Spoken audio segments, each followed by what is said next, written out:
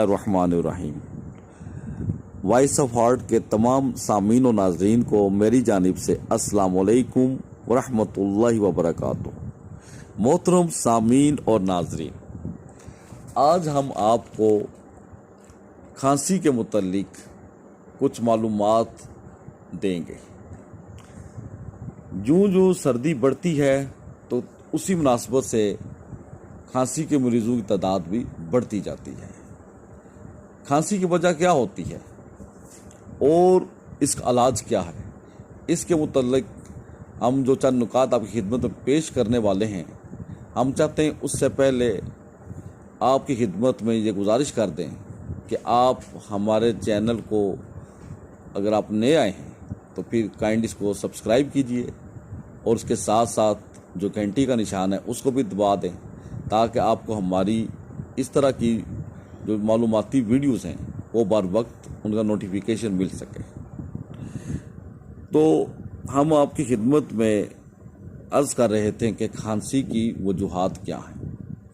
کھانسی سردی کے موسم میں بالعموم برونکائی یعنی جو ہوا کی نالیاں ہوتی ہیں ان میں وائرل انفیکشن کی وجہ سے لاحق ہوتی ہے اور اس کو ہم برونکائٹس کہا کرتے ہیں۔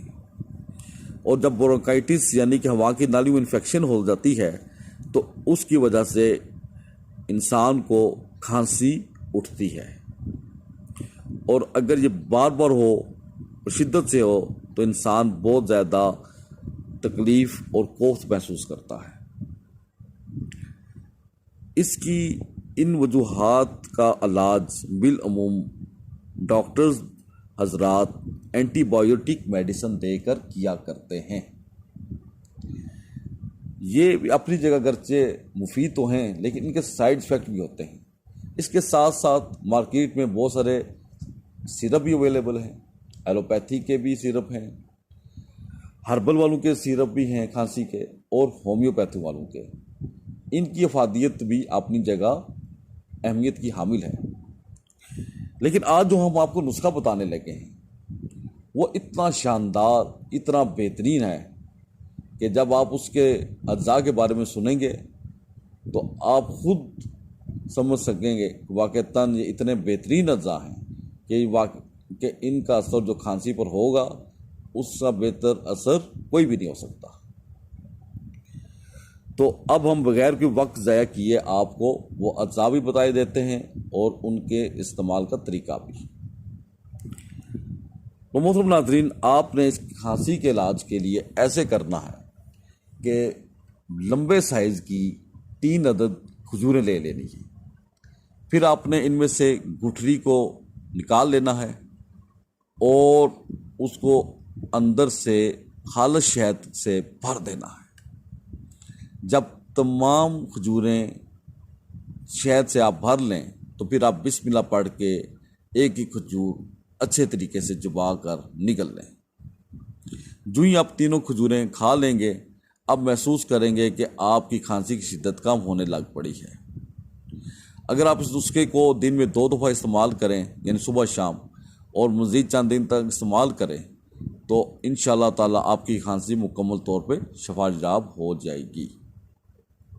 اگر آپ کو لمبے سائز کی کھجوریں دستیاب نہ ہو سکیں تو پھر آپ اس کے متبادل کے طور پہ چھوٹے سائز کی لیکن اچھی کوالٹی کی کھجوریں 6 یا 7 کی تعداد میں لے لیں اور اسی طریقے سے استعمال کریں، یعنی ان میں سے الٹی نکال لیں اور ان کو شہد سے بھر دیں، لیکن شہد خالص ہونا ہر صورت ضروری ہے۔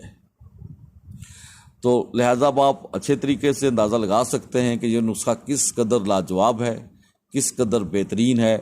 یہ علاج بھی ہے، یہ دوا بھی ہے اور یہ غذا بھی ہے، اور شاید ہی اتنا بہترین نسخہ آپ نے اس سے پہلے سنا ہو۔